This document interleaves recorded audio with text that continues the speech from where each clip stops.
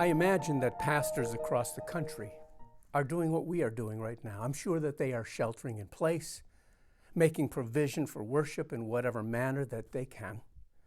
I'm sure they are asking themselves, what do my people need today in times like these? I imagine, too, that pastors have been speaking to their parishioners' fears and feelings of scarcity, helping their people focus on the hope that we have in God. And I imagine that as people's fears begin to subside some, perhaps the story of Queen Esther will come to mind for many.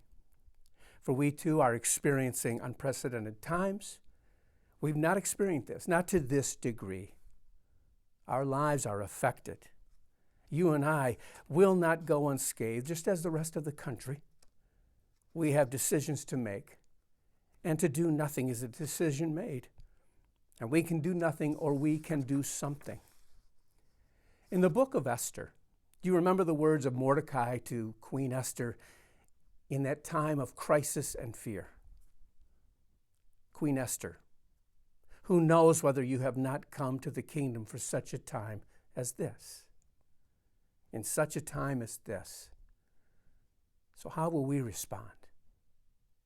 The story of Esther, I can be brief with this.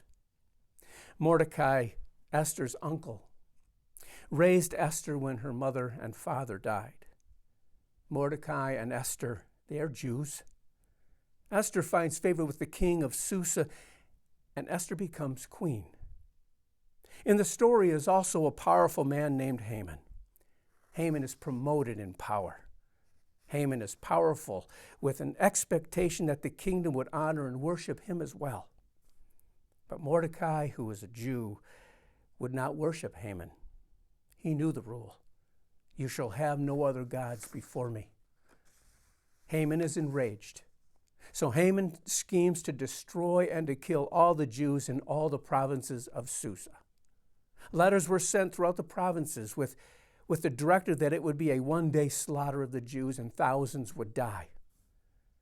Great mourning, weeping, fasting, and lamenting quickly spread throughout the kingdom.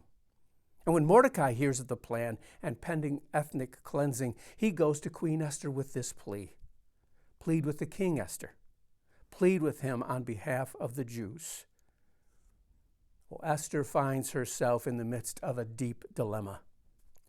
She knows the rules, that if anyone, man, woman, or queen, goes inside that inner court of the king without being called by the king, there is but one law, death by hanging. Unless the king upholds or holds out that golden scepter. Esther is in danger, and she is fearful. She is hesitant. Her back is against the wall. And the conversation with her uncle Mordecai becomes heated. Uncle, I've not been called into the king's presence for over a month now. That if I just show up in that inner court, I could lose my life. I may lose my life. Her uncle, understanding the gravity of it all, responds back. And I believe it is Mordecai's response that the book of Esther pivots. Esther, if you keep silent at this time, relief and deliverance will rise from another place. And Esther, who knows whether you have not come to the kingdom for such a time as this? Well, Esther in time comes to terms with the cards that she's been dealt. And she says, if I perish, so be it. The rest of the story is not as important as Mordecai's challenge and Esther's acceptance of that challenge. Who knows whether you have not come to the kingdom for such a time as this, said Mordecai. Who knows if you have not been born in this time and place and become queen of Susa for this particular purpose? And Esther, taking stock, responds, I do not know what will happen, but I give myself to this moment. You and I are a part of history in the making. These are unprecedented times. What has happened is not of our making. It's not our cause. It's out of our control. But how we respond in these days and these weeks is in our control. And so how will you and I respond to the unknown that is before us? How will we respond to our fear? Wisdom is important. Safety is important. How can we use this time for God? How can we shine light in the darkness? What can we do to bring peace in a time of fear?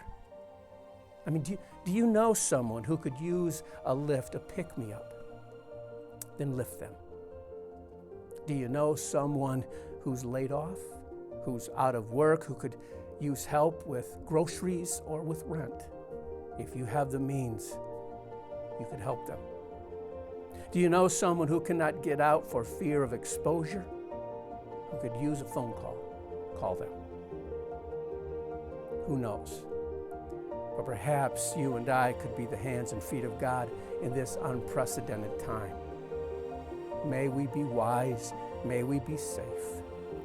But I believe we have an opportunity to move beyond our fear and be a messenger of God, that in these days, may we look for our purpose. Amen.